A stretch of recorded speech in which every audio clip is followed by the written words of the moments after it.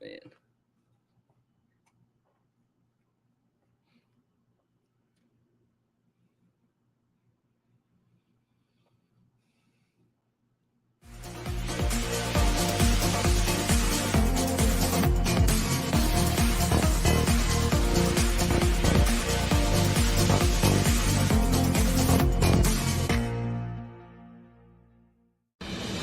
So here's the big question.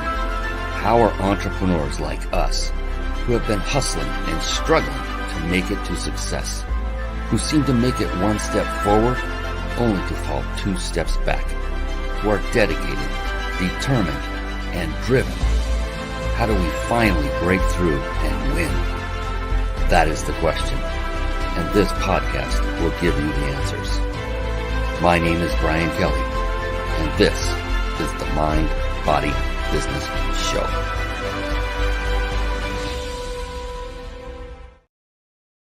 Hello, everyone, and welcome to the Mind, Body, Business Show. We have another phenomenal, tremendous, stupendous guest lined up. Ameet Khabra is in the house. She is a marketing maven. That's my words, not hers, but she is a phenom, and I cannot wait to share her genius and her brilliance with you in just a few minutes. The Mind Body Business Show. It is a show that I had developed with you in mind, the entrepreneur, the small business person, or even medium or large size business person, because we can learn something from every successful entrepreneur that comes on this show that we get to interview. I get the distinct pleasure of interviewing amazing people like Ameet, so many over the course of now 4+ years doing this show. And the thing is it's all for you to learn the secrets, quote unquote, of success that each of these individuals has figured out, because there are many different recipes that can make a very, very wonderful chocolate cake. There are many, and they are different. All you need is one. But the cool thing is there are multiple ways to achieve a successful result. And that's what this show is all about, is showing you multiple ways. And all you have to do is pick one and follow and model, and then you too can achieve the success that you both desire and deserve. Sound cool? Yes. So it's about the 3 pillars of success. Mind is really about mindset. And to a person, people that I have interviewed and studied, the successful ones specifically, have a very positive, powerful, and most importantly, flexible mindset. And body is these successful individuals literally took care and still take care of their bodies, both through exercise and through great nutrition. And then business is very multifaceted. What is that? Well, these individuals that I focused on for about a decade, only successful people, to a person, had mastered the various skill sets that are required, that are necessary for one to build a successful, thriving business that they can also then grow and scale and continue to make bigger. And their skill sets like sales, team building, marketing, systematizing, leadership. I could go on. And oh my goodness, we have a marketing expert on with us tonight. Oh, I'm so excited. Marketing is one of my favorite topics in the whole world. And the good news is, though, that you do not have to master every single skill set, because quite honestly, to master just one takes a very long time. Could you imagine needing to or having to master all of them? And I only gave you a handful. So the good news is, if you just master one skill set, and that is the skill set of leadership, then you can use that skill set to leverage and bring in others who have or are in the process of mastering the other skill sets that you have yet to master, or you may never master because it just takes that long to do it. We only have so long on this earth. And so that's the good news. So focus on leadership and watch the magic happen. And speaking of very successful people, another thing I noticed in studying just successful people is that, to a person, they are also very voracious readers of books. And with that, I like to affectionately segue into a segment I call Bookmarks. Bookmarks. Born to read. Bookmarks. Ready, steady, read. Bookmarks. Brought to you by reachyourpeaklibrary.com.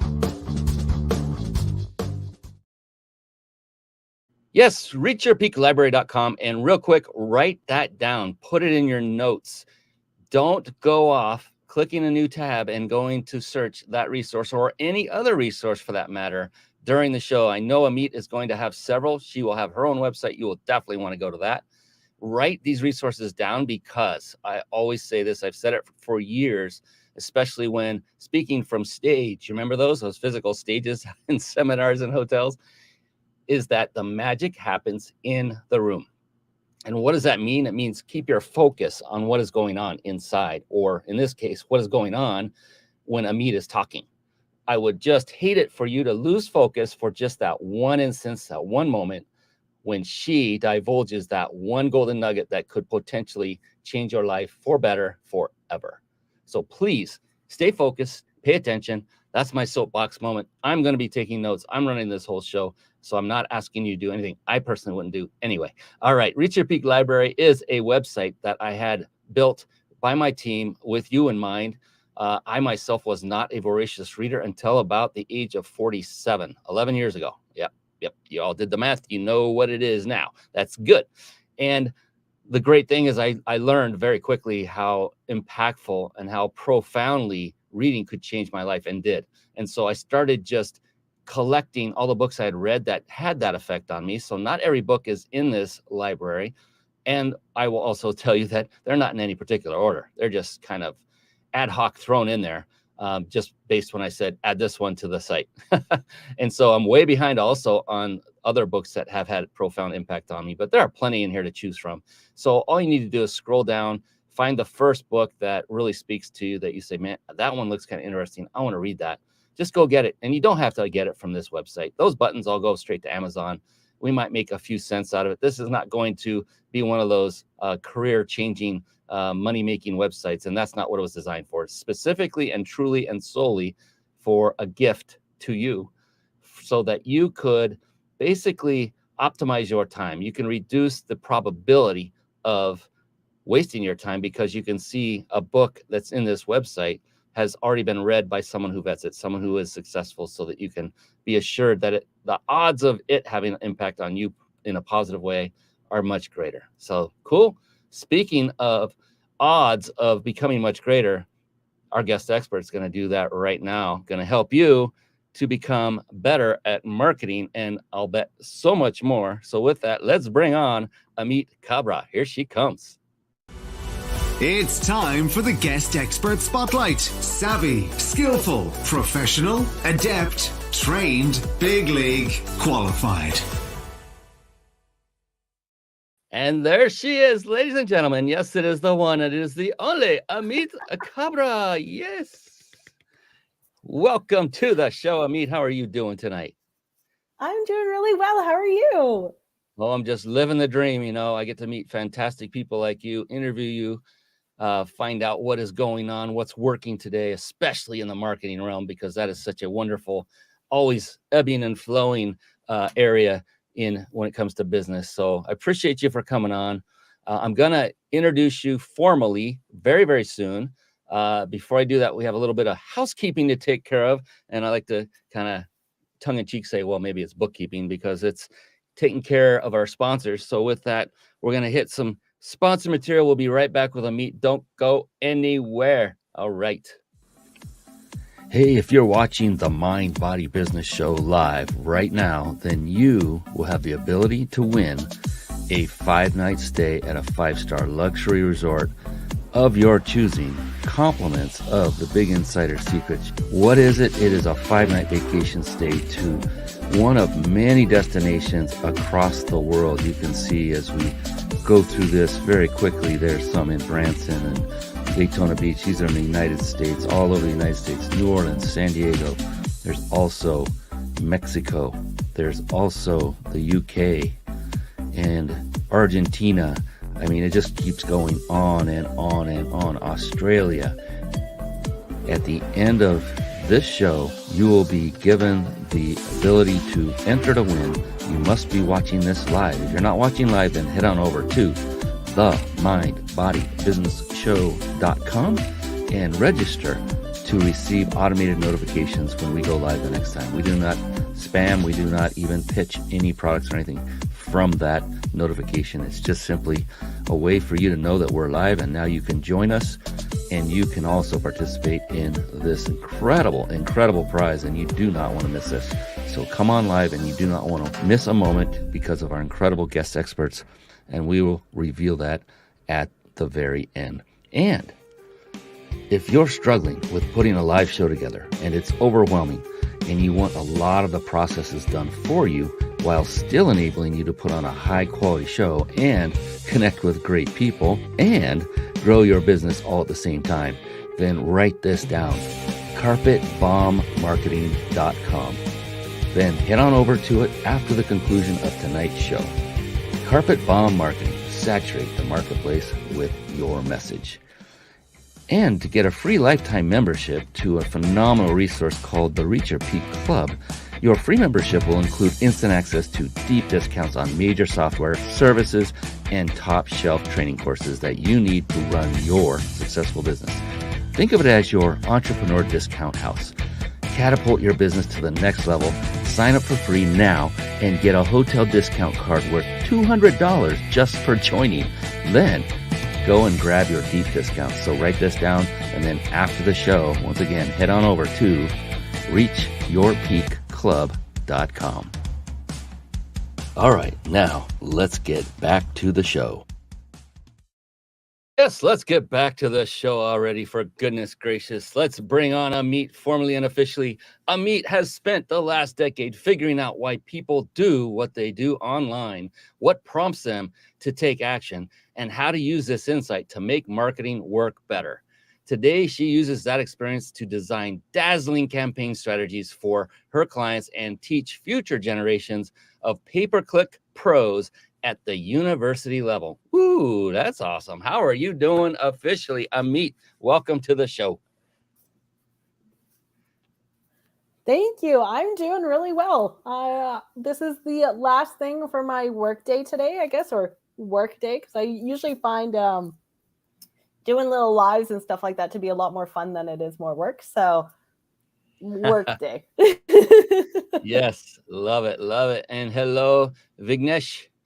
I hope I said that right. Vignesh V is watching. Want to give shout outs for those who engage with us, and we love having people engage. So, Ameet, you know, when it comes to doing business, to be an entrepreneur, to be a business owner, it's not as super simple as many think it is who have not yet embarked on it or really gone down that path. It takes a lot of perseverance, a lot of discipline, a lot of failure, a lot of disappointment. And what I like to do is open the show with you, Ameet, and ask you, when you get up in the morning, knowing that what it is to be an entrepreneur and the arduous tasks ahead of you and the disappointments and all the things that can set you back that you're about to face every single day, what is going on in your beautiful brain that is keeping you driven, keeping you determined, and keeping you resilient and moving forward throughout the day, day in and day out? What is going on up there when you get up in the morning? A couple different things. First, I always like to, even before I've opened my eyes, I'd like to tell myself that I've had good rest. Studies have shown time and time again that if you simply just tell yourself that you actually had good sleep, you actually believe that you had good sleep, regardless of how the sleep was the night before. And then you'll see a natural spike in your productivity as well. So the first thing that I will always do is sit there and just say it in my mind or even out loud that I had good sleep and that today is going to be a great day. And then I roll out of bed and continue that mantra. And I think the thing that motivates me the most to continue doing what I do is honestly the acknowledgement that I am not a good employee. So this is my only option. I have to make this work. And that's usually kind of the thing that really drives me to try harder and do better is I want to build something that's going to last longer than me for people who might not be good employees either and kind of want a little bit more autonomy in their schedules, because everybody on my team kind of just does what they want when they want. And I like living my life that way too. So I naturally just brought it into my business and it's worked out pretty well. Wow, so much wonderful stuff right there. I mean, my gosh, you're the first one I've ever heard say that you use that as a strategy, a routine, that you got good sleep regardless. And it's so true. Now that you said all Mm-hmm. that, I'm thinking back, it's like, I've done that when I'm thinking, it didn't feel like I slept that good, but I'm just gonna say, when I'm asked, how'd you sleep? I said, pretty good. And I'm like, wow, I did believe that. That was pretty neat. And today is going to be a great day. What a great way to start every day. What a great tip. And here's the thing that a lot of other budding entrepreneurs don't seem to grasp onto is that what you just said, Ameet, that is one of the key ingredients. That is one of the secrets to success, is starting your day with one tiny little mindset pill, if you will, that has no side effects except massive success. I love it. And then I'm not a good employee. Yeah, that's another good reason to keep yourself motivated to keep doing what you're doing and succeed at it. And I love the fact that you talked about leaving this for others after you're done. So many people are just here for themselves and don't look at the bigger picture. My mentor at one point was training on this from his seminar, and he would say, build your business to sell it, as if you were going to sell it, whether you're going to sell it or not. But that way, when you build it, other people can step in and can take over and can carry the baton when it's time for you to leave the business and do something else, or something else happens. But I appreciate that you said that. All of that. I mean, that could have been our show right there. Those 2 tips right there, everyone. I mean it. And I told everybody to write notes just so it went away. My page my finger hit it. There we go. I'm already taking notes of the show. And so I hope everyone else is doing the same. Whether you're watching this live, I hope you are, on the mindbodybusinessshow.com. That's where you register to get alerted, and a link will come right to you, like it said. And if you're not, that's cool too. I hope you're taking notes on the podcast or the recorded video. Oh my goodness. So much to talk. So did you start out as an employee at some point and then realize, I don't like this, I want to start something on my own? Or did you jump right into entrepreneurship? How did that journey work for you? It's a little bit of a convoluted story. When I was 19, I was volunteering for an organization that was doing event planning for massive dance competitions, basically. And I remember one day I just randomly had said that I'm like, maybe I would do it on my own. And I don't know who planted that seed in my head.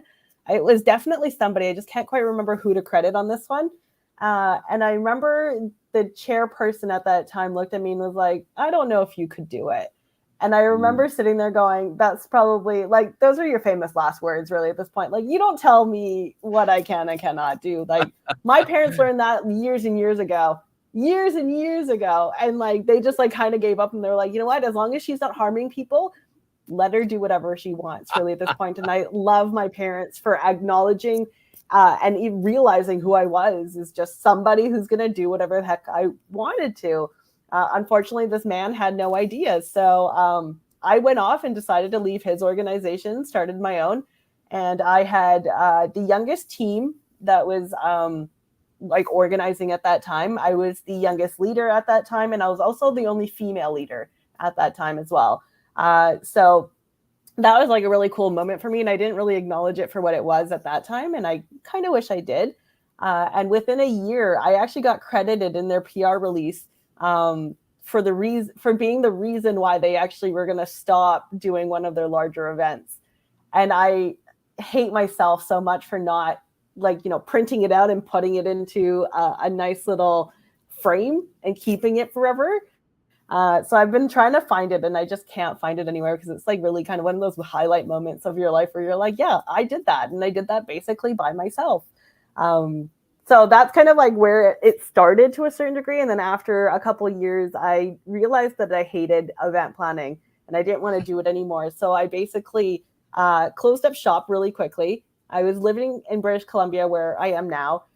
Decided to leave for Alberta, and 5 days later, literally 5 days later, I was gone. And I just basically started taking temporary jobs wherever I could. And then eventually I got Google Ads certified just because it was something that seemed really interesting to me. And 3-4 days later, I got an email from somebody going, hey, you're exactly what we're looking for.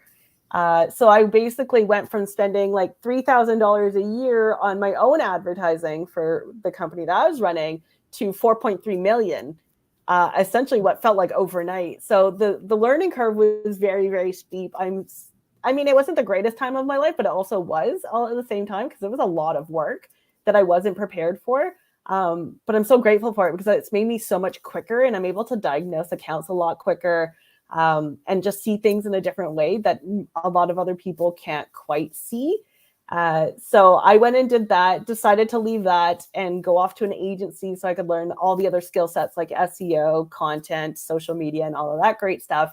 And then a year into that, I realized that I'm not a good employee, seeing as that I told my two bosses back to back to go F themselves, and still somehow had a job at the end of the day. Like I showed up to work the next day and nobody said anything. And at one point I actually packed up my things and left the office, and I told them that I wasn't going to come back and I'd be working from home until further notice. Like I really was horrible. I Wow. was not a good employee. So when I say I'm not a good employee, like that's some of the stuff that I've done. So after a certain point, I just went, let's freelance for a little bit. Tried that. And then eventually somehow it just, I mean, as we're going to continue talking, it snowballed into an agency. And now I lead a team of, I think there's 8 of us, including me, seven or 8. So yeah, it's been a good time.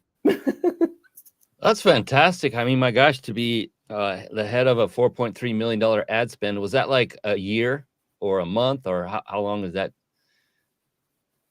Yeah, I did that for a full year, but my experience before that was $3,000, and I did that maybe for about 2 years. So I went from spending like $250 a month to $320,000 a month in a blink of an eye, and nobody ever questioned my capabilities, which was interesting at the very least. But that's also, affirming in a way as well. And I'm sure that was a jumpstart in teaching you the craft that you now are continually refining. That it's never over, is it? I mean, ads and marketing always changes. Mm-mm. What works today doesn't work tomorrow. I mean, gosh, we used to be able to make a living off of just email marketing and blasting thousands of people from a list that people would, back in the day, others would buy these massive lists of people they never knew. This is before spam was even a word, and they would just send out these mass emails and make a good amount of money by doing it. And that doesn't work anymore, obviously. And now have you found what is, I love marketing. I love everything about it. You do ads, and do you also engage in one-on-one and or referral marketing, or do you have it? Are you in touch with people who do that? The thing I'm leading up to, and the one thing I wanted to ask you is, today, right now, what works? So you have to market your business to get people to come to you to market their business. And so for you, what does that mean? Yeah. What is the best form today for you of marketing? Are you putting out Google ads for your own business? Are you doing it in other ways? Social media marketing, a big combination of everything. I'm deeply curious. What is working for you right now? My belief, even from before I even realized this was my belief, is that knowledge is always going to be power. So for me, I've always been an open book. So when people would call and be like, Ameet, I want to learn more about Google Ads. Can I pick your brain? More often than not, especially now in the industry, you see, like, you can kind of hear somebody's eyes rolling when they hear that. They're like, well, picking my brain's not going to pay my bills. And I mean, of course it does not. And if it's going to take an hour or two to explain something to somebody, then of course you should be charging for that. But there's also a fine lineup on that where I just took every call. I took every call that possibly came my way, and I just went, forget it. I want to talk about ads. I love ads. And I know that even now, ads is such a complex topic for people to understand that they almost get scared of it, that I still, almost to this day, still take those calls. If I meet up for coffee or something, I'm usually the one paying for it, even for lunches and stuff like that. And that's always an odd thing for people, where they're just like, okay, so you gave me all this information and then you paid for the meal or the coffee or whatever it is. And it was never intentional before. Now I've realized that it works relatively well for me. But before, when I was doing it, it was just, I wanted to know people. I'm genuinely a curious person. I wanted to get to know people. I wanted to understand what their hesitations towards ads were. I wanted to understand where the learning gaps were. And then what I ended up doing was taking that and actually turning it into content. And that's how I was able to grow my Instagram page to a relatively decent size, I would say. And it's something that we're still working on today. But what's happened is that all of these people that I took out for lunch and took the coffee or did all these calls with have now moved off into higher positions. So now they'll sit in their, marketing director seat and be like, oh, we need an ads person. And the first person that they're going to think of is me. So naturally, I just end up, I'm like, really, it's like the residual, it's like residual or passive income really at this point, in that sense of like all of these people just keep on saying my name. So in like this one little city in Alberta, there's nobody else other than Ameet Khabra for ads. And it's gotten to the point where like new clients will come in, they're like, we heard your name about 3-4 times now.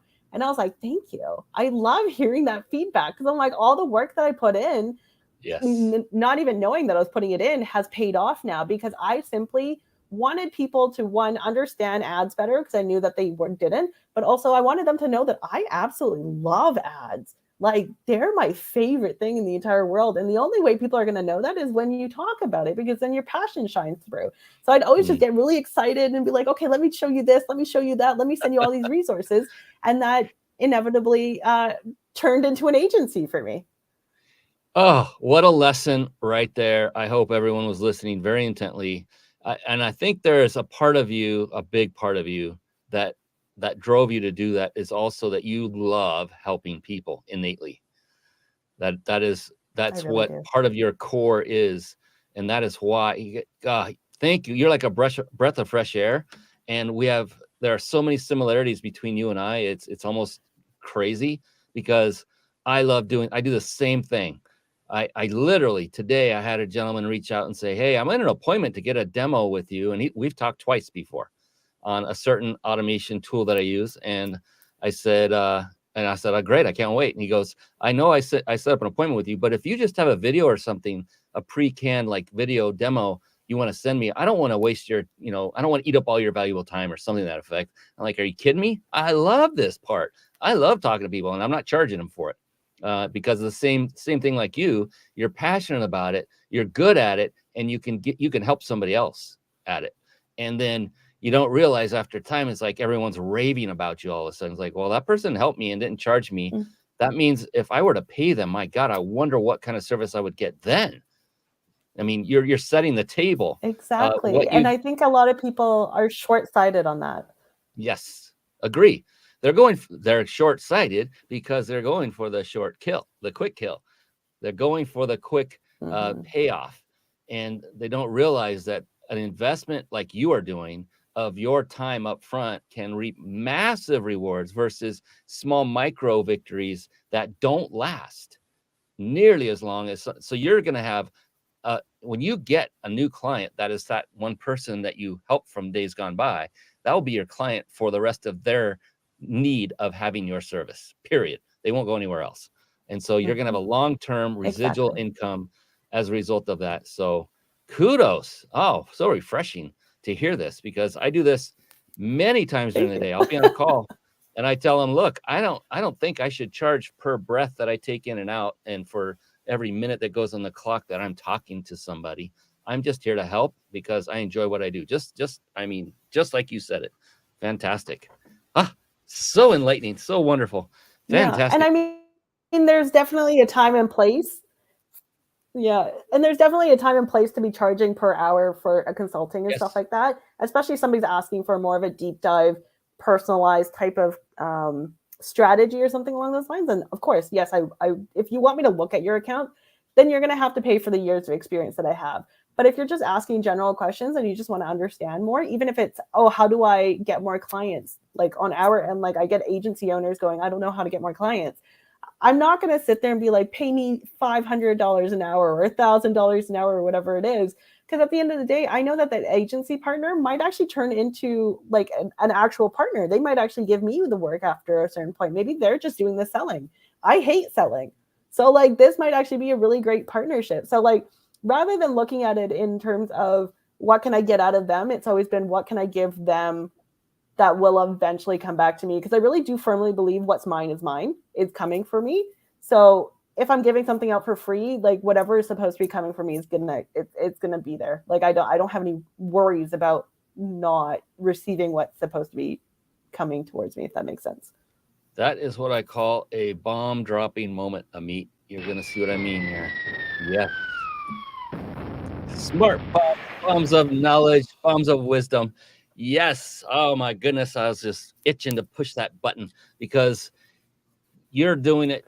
You said you hate selling, but guess what? All the time you are helping that person. You are literally selling. You're just not being a salesperson. You're not being that person that's asking for the transaction, but you are literally selling yourself and your abilities to them inherently. And there's nothing wrong with that, calling that sales at all. And that means you, in my opinion, are a master salesperson. You're not a bad one or a horrible one. You're a master because you have chosen a route that works incredibly well and it's natural. And people who doesn't, the other thing is so many people are thinking, they might be thinking this, and tell me if you've ever heard this. Well, Ameet, if I follow your advice and I just tell everybody how to do everything, they'll never hire me. It's like, well, actually, because there's quite a bit involved, they will never go off on their own, or they'll try and they'll go, oh my God, this is too much. You know what? I just want to pay you to do it. Will you do that? Have you experienced that? A lot of times, and my response is always, you can try and fail, or you can try and work with another agency and also fail there. But I'm like, I know at the end of the day, you're coming back. And it's always funny because they always think that I'm being really, really cocky about it. And I'm like, no, it's honestly just the truth. And a funny little story, I guess, to go with it is that we had this one client, worked with her for about 2 years, really intimately. She was one of our largest clients at one point, and then last year in June, she decided to terminate her agreement because she wanted to work with an agency that did everything. So email, social, ads, everything under one house, because she was like, I think that's the support we need, and unfortunately, you don't provide that. And I remember looking at her and I'm going, okay, I respect the decision. It is what it is. And at the end of it, I was like, you know where to find me whenever you do need me at this point. And about a month and a half ago, I got an email saying, Ameet, I want to come home. And I was like, I'm waiting with open arms. Just come back. Like, it was one of those moments where I was like, you know what? I already know you're coming back. I'm like, go ahead, take your year off. Like, have your time, but like, you're going to be coming home to me at the end of the day. And I know that. So it was just kind of one of those funny conversations. And I had to look at my director afterwards and I was like, guess what happened today? And he was almost off of his floor laughing because he's like, you predicted this exact situation. And I was like, because I just know people.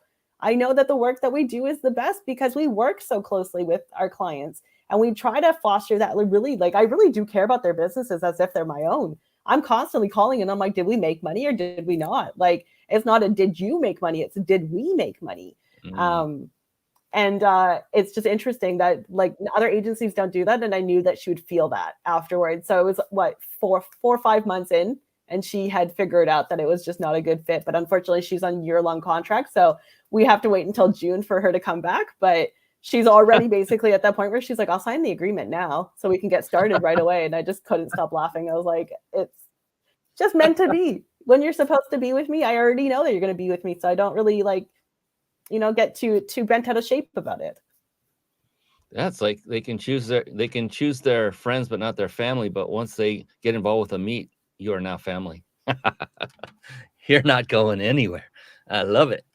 So I love the confidence. I love the swag. And you said so many things that were superb salesperson lingo. Ameet, you are a phenomenal salesperson.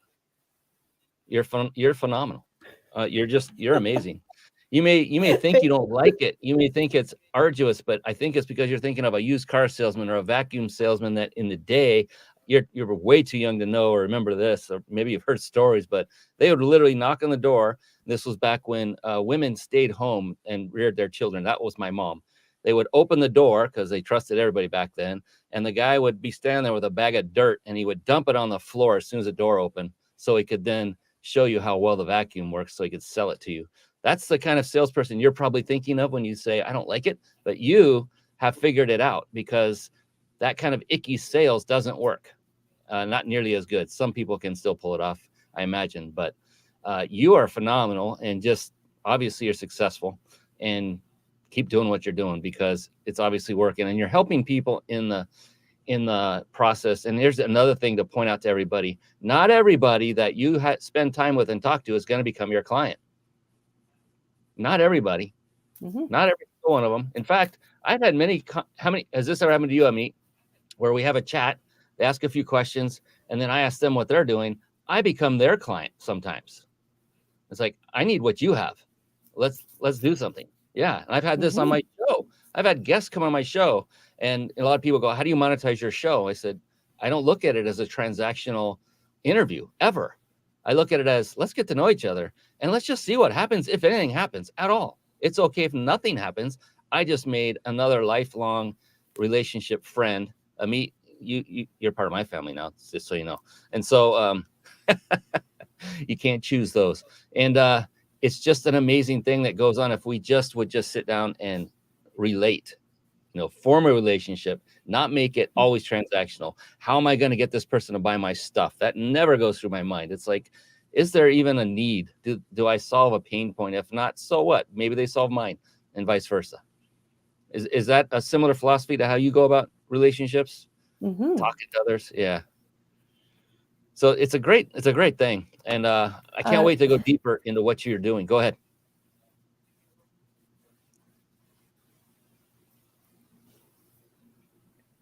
Sorry, it cut out just ever so slightly at the end, so I didn't catch the ending. Oh, I just said, go ahead. I heard you start to say something. Oh, I've lost my train of thought now. I'm so sorry. That's all right. Technology. Yeah, we were having some spotty communication issue before we started. Thought we had that fixed, and we're back to it. That's okay. The show must go on. So before we lose all communication capability, what I want to do, because I am deeply curious about what it is you do, who you serve, who's your target market, what are the services you provide, like A to Z, and if you have a success story or two, which I can only imagine, would love for you to share that with everyone as well. Yeah, so I run a online marketing agency that specializes in pay-per-click advertising. It's called Hopskip Media. We work with small to medium-sized businesses, typically people who either are too busy to handle their own marketing, or you're like a marketing manager, and you just don't have enough time in your day to actually handle the ad side of your job. So we basically kind of just take over the ads. We almost act like an in-house team to a certain degree. We like to have calls with our clients frequently enough that we are able to understand what your numbers are. And that's something that we actually ask our clients to come in with. And if you follow me on social media, you know exactly what I'm talking about when I'm saying numbers, is that we're constantly badgering everybody.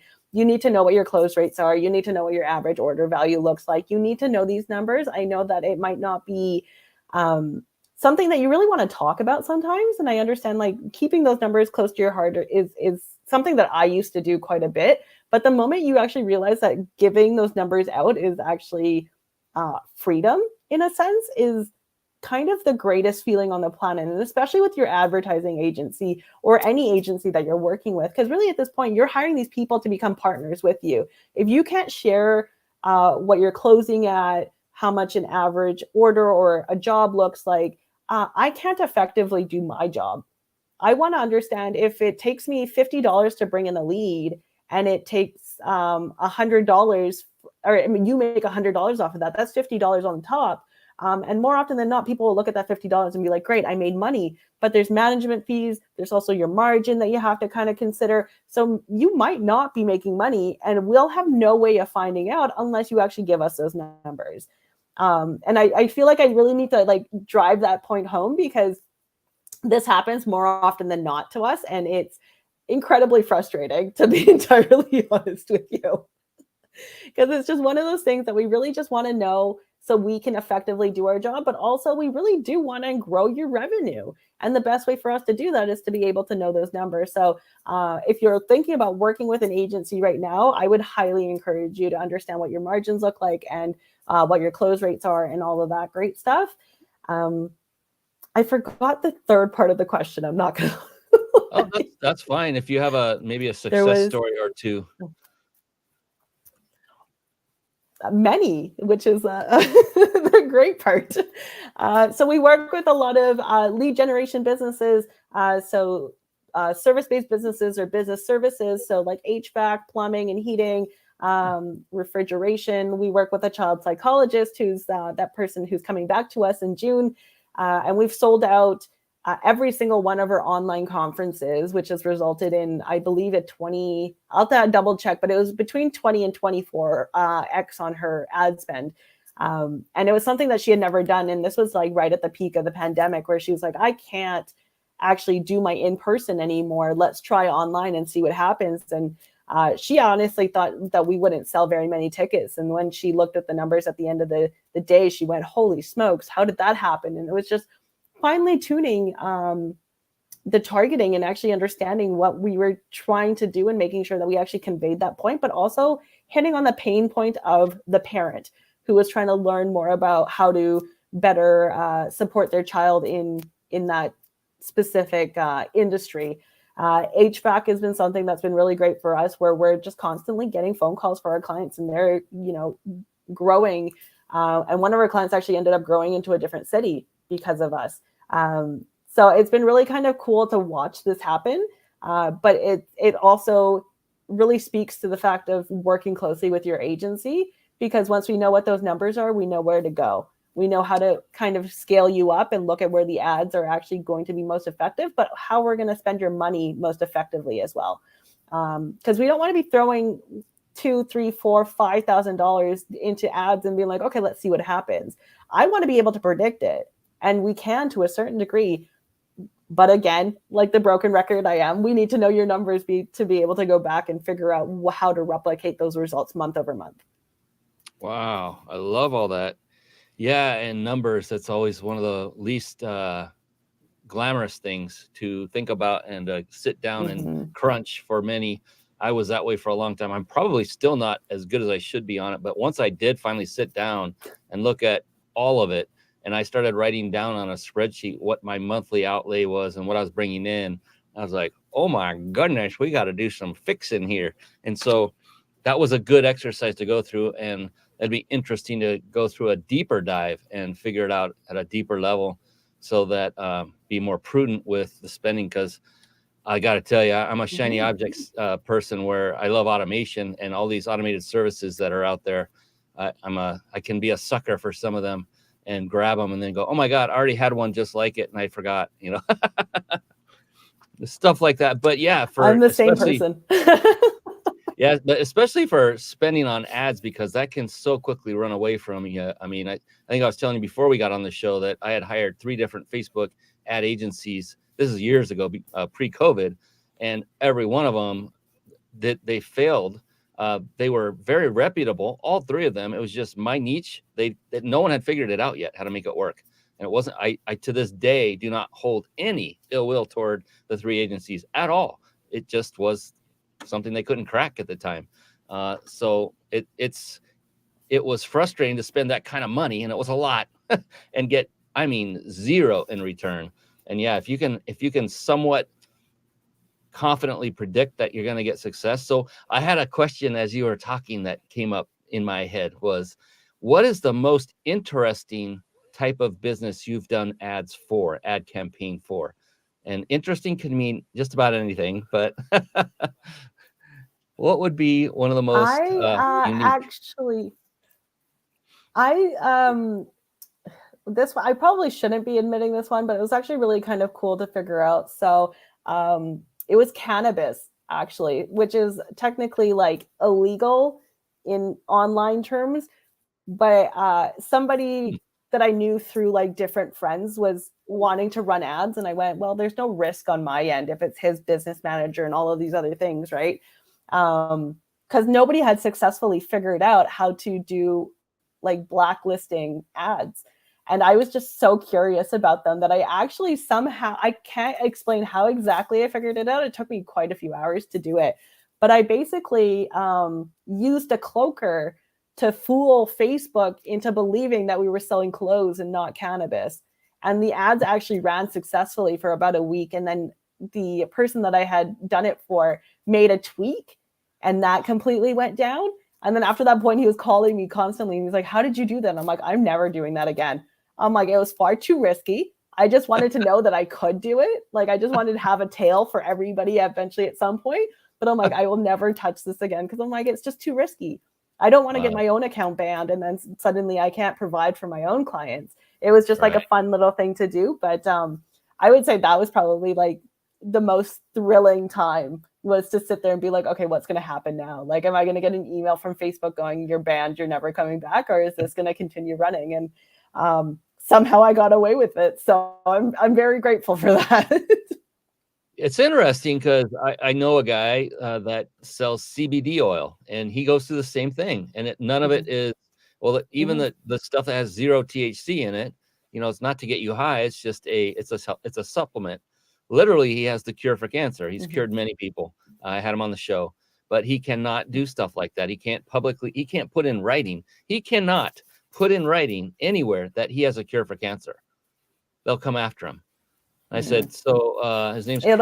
It'll turn into an unreliable claim, is essentially what they would call ridiculous. I mean, and the stories, the history of how many people he's cured with the CBD oil product.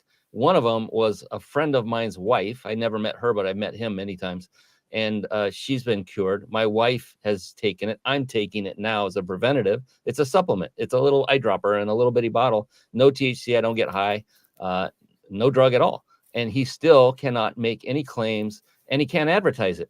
Like you're saying, it's CBD oil. It's not a drug. It doesn't get you high, but yet you still are not allowed to promote it or advertise it. It drives me nuts.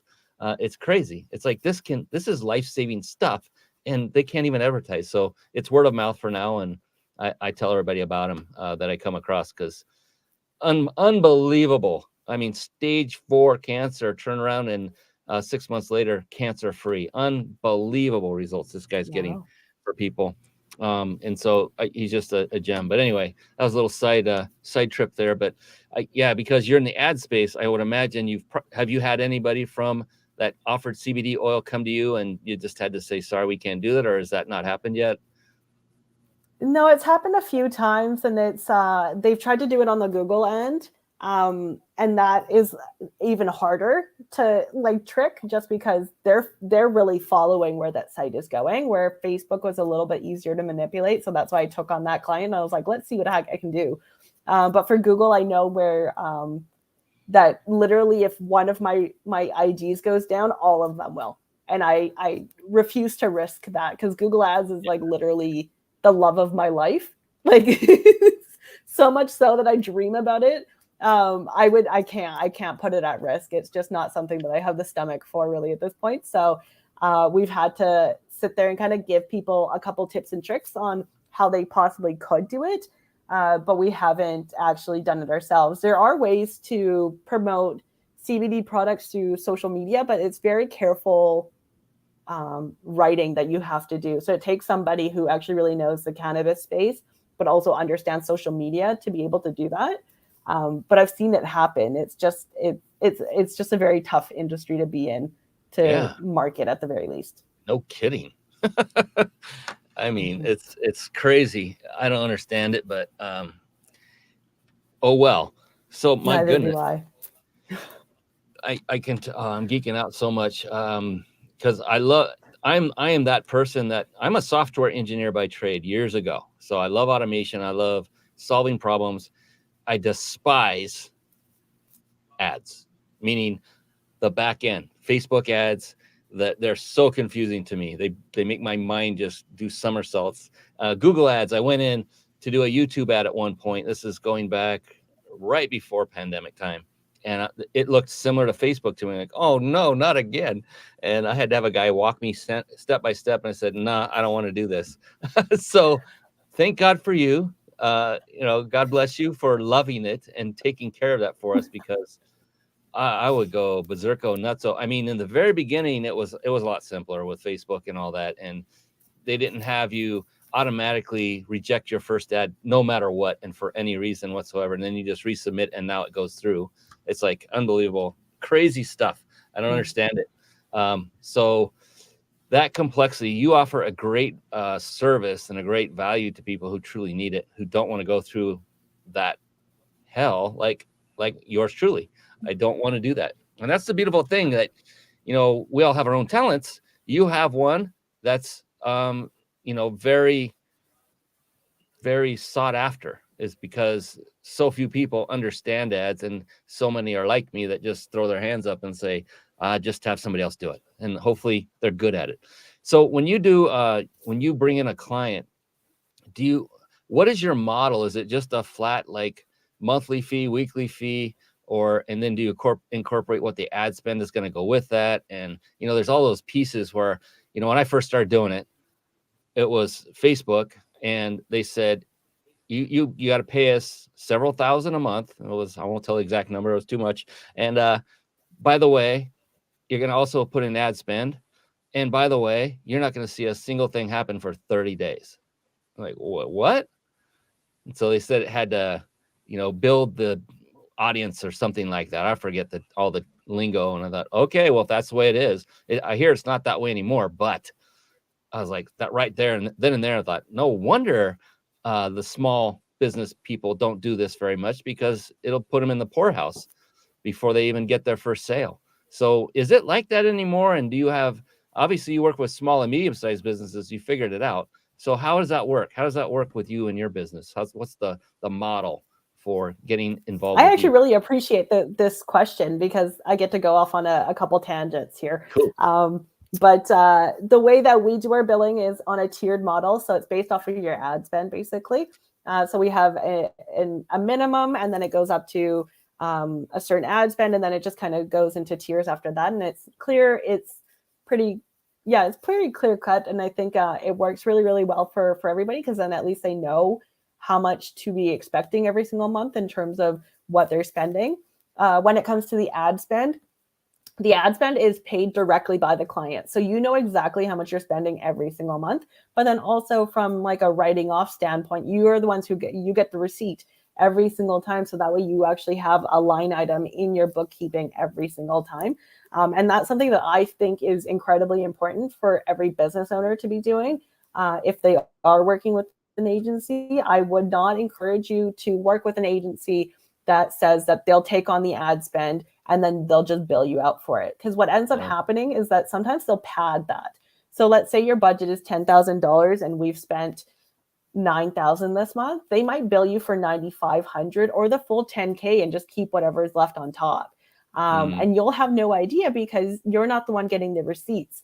And I've always found that to be a shady practice. It's not something that I've ever been a fan of. So naturally, obviously, I don't go that route. But then also it helps if and when you want to leave, right? So when an agency ends up taking that ad spend, they kind of can hold the account hostage to a certain degree. And that's not something that we want to see ever in our account. So the stuff you're paying an agency to do this work, you should be receiving that work back. You're literally paying for it. If I'm going to McDonald's, I'm getting a cheeseburger and I'm walking out. I get that physical product. You should still be getting whatever all the work that they've done for you when you leave as well.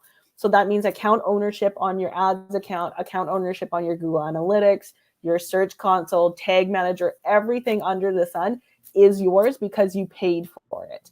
And I need to make that very, very clear because there's some agencies that will say, you know what, you can pay the ad spend and you can just pay us the management fee, but we still own your account. And then they hold you hostage for years and years and years. And at this point, you're dissatisfied with the service, but the account in itself is performing relatively well and you don't want to start all over again. So naturally, you just stay with that same agency, regardless of whether or not you actually want to be with them. And that sucks because when you leave, you would have to essentially start all over again, which is something that as an agency owner, I would never, if I knew that you had a converting account, I would not want to start all over again. I love data. I want to run through that and figure out how to make the account better, not how to start the account and figure out how to get you conversions in the first place. So that's, if you're interviewing agencies, please ask them who owns the account. And if the answer is not you, walk out. We don't want that. We don't need it. We don't need it. And yeah, so we work on a month-to-month basis. Our agreements are 90 days and then it goes to month-to-month. So we're not trapping anybody else for like a year or two. You have full autonomy. You own everything. And yeah, I think that's basically, that's my spiel on, on how we work.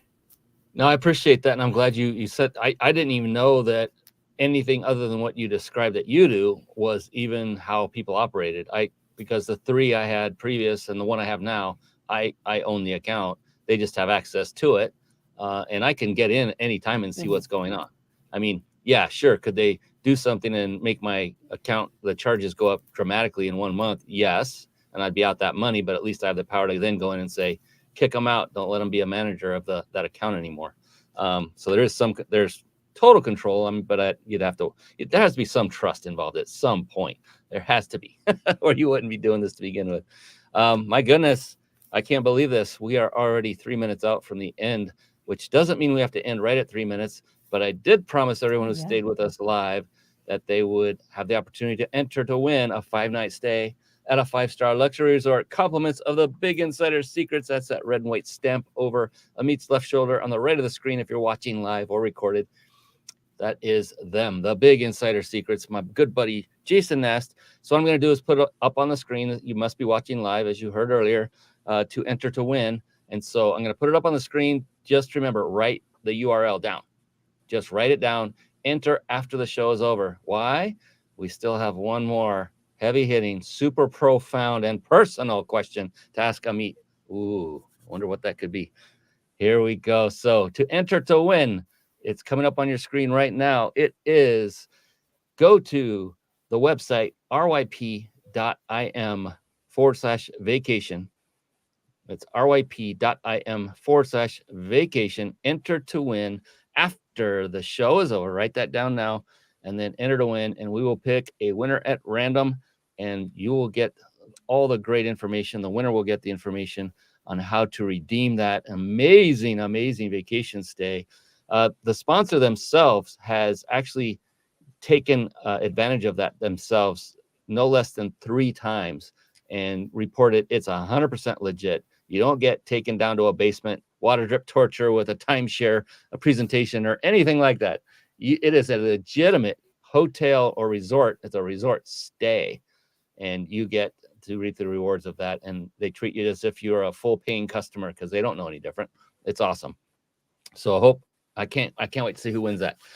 Back to Ameet. So we end the show with every guest expert that comes on with a very, very profound question. It's so profound, Ameet, that I'm going to be asking your permission down the road. It may not be that long from now that I got my first book out or in the editor's hands. But I'm going to be putting together a compilation book with everyone's answers in it. Well, everyone who agrees to allow them to be part of this book. It's that profound. It's so powerful. In the beginning of this show, some 4+ years ago, I on occasion would ask this question, and I started realizing and recognizing, wow, these answers are amazing. And so I decided to make it the end question for every show, and it's awesome because now I can make a book out of it, and you get to be part of it if you agree to, and you will, because you're going to rock it, because there is no such thing as a wrong answer to this question, Ameet.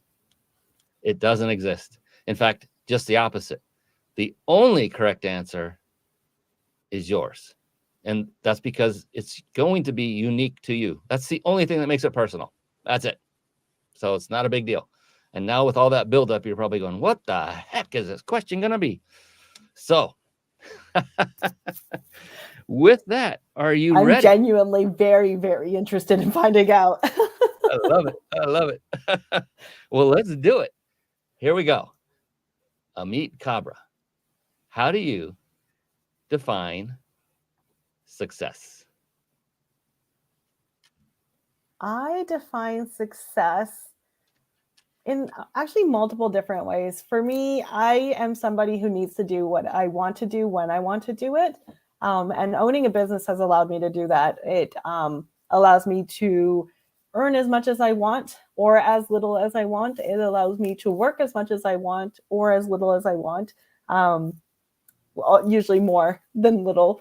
So for me, I think success, it really delves in, it really becomes, am I able to do what I want to do without restriction? And does that make me happy? And I can confidently say that it does. So in technicality, it's a weird thing for me to say just because I've got a little bit of imposter syndrome, but like, I do really believe that I am a success.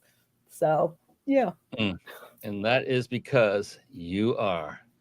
And you know how we end this. Oh yeah.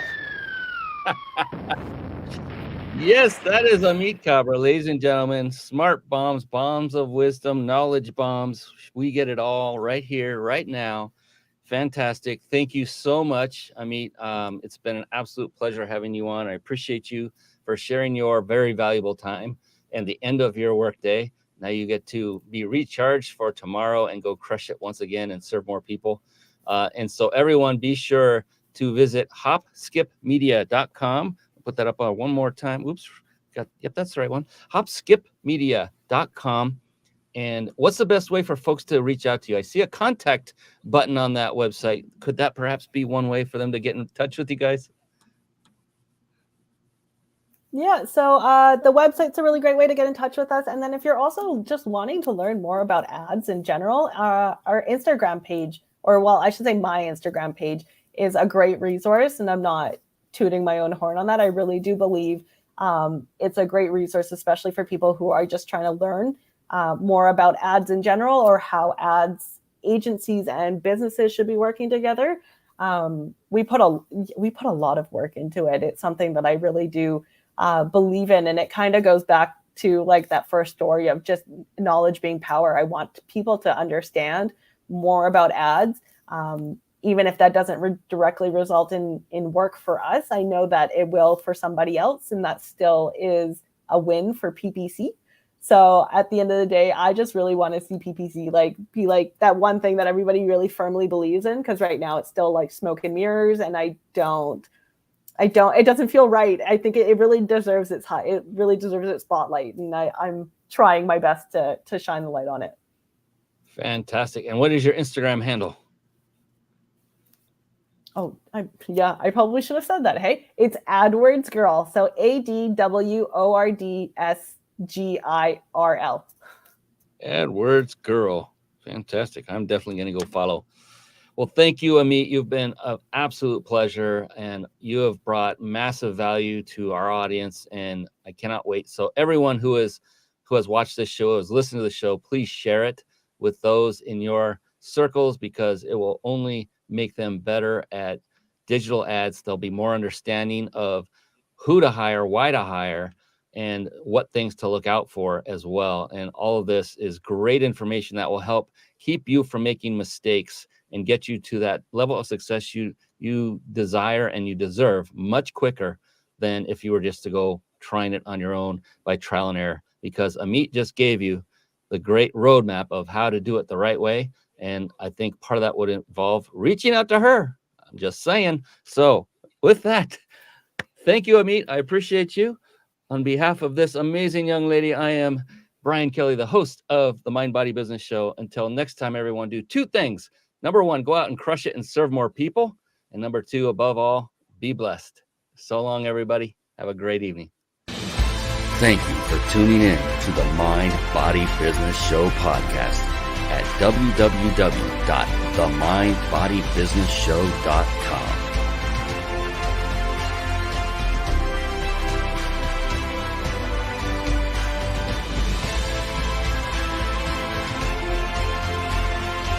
My name is Brian